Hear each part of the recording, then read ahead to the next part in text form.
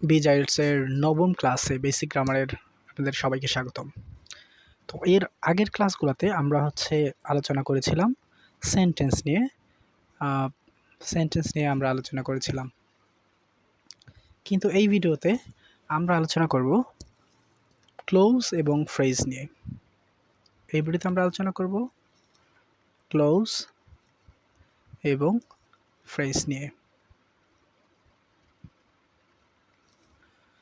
ওকে, so আগে আমরা একটু বৈশিষ্ট্যগুলো জেনে নিই। যদি কোনোটা ক্লোজ হতে হয়, ফর এক্সাম্পল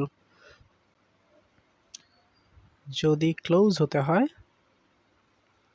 তাহলে এর মধ্যে কয়েকটা বৈশিষ্ট্য থাকতে হবে। নাম্বার 1, ফাইনিট ভার্ব থাকতে হবে। ফাইনিট ভার্ব থাকতে হবে। 2 হচ্ছে একটা সেন্টেন্সের, একটা বড় সেন্টেন্সের অংশ হতে হবে। বড় সেন্টেন্সের অংশ হতে হবে।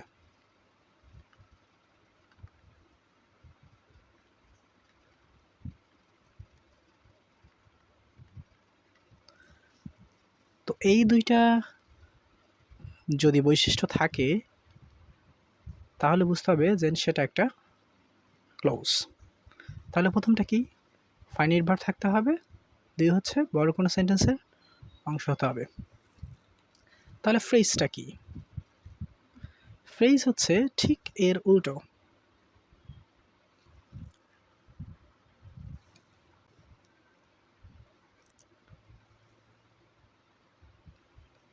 ফ্রেজ হচ্ছে এর উল্টো, অর্থাৎ ফ্রেজ যদি হয় তাহলে প্রথম কথা হচ্ছে ফাইনিট ভার্ব থাকবে না। ফাইনিট ভার্ব থাকবে না, আর কিছু লাগবে না। এখন সেন্টেন্সের মধ্যে যাই থাকুক বা না থাকুক, যদি কেবল ফাইনিট ভার্ব না থাকে কোনো ক্লোজে, তাহলেই সেটা আর ক্লোজ থাকবে না, সেটা হয়ে যাবে ফ্রেজ। চলেন আমরা একটা এক্সাম্পল দেখি। যেমন ধরুন আমরা যদি লিখলাম since he saw his father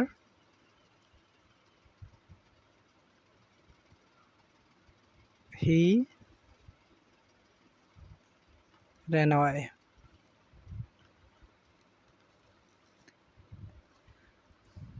এখানে তাকালে দেখবেন যে প্রত্যেকটা অংশে এই যে কমার এই পাশে একটা অংশ এবং এই যে পাশে অংশ, এই দুইটা অংশতেই ফাইনিট ভার্ব আছে। এখানে আছে স, এখানে আছে ran, অর্থাৎ এখানে দুইটা ক্লোজ আছে। আমরা ক্লোজের গঠন নিয়ে পরবর্তী ভিডিওগুলোতে আলোচনা করব। এবার চলেন আমরা দেখি এই ক্লোজটাকে কিভাবে ফ্রেজ করে ফেলা হয় কেবলমাত্র ফাইনিট ভার্বটাকে উঠিয়ে দিয়ে। উপরে এই সেন্টেন্স থেকে এই স কে যদি আমরা উঠাই দেই তাহলে এরকম হয়ে যায়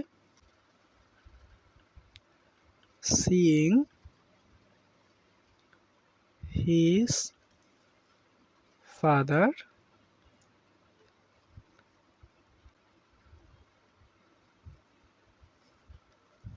he ran away.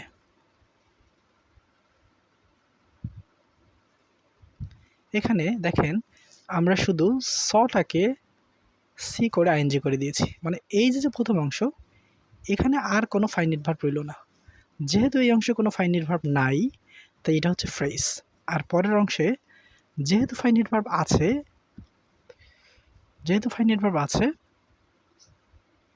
অতএব এটা হচ্ছে ক্লোজ। আশা করি বুঝতে পেরেছেন। আপনারা নিচে দুইটা ফ্রেজ এবং দুইটা ক্লোজ লিখে কমেন্ট করুন। আর যদি ভিডিওটা ভালো লেগে থাকে তাহলে please subscribe this channel. See you in the next video. Thank you.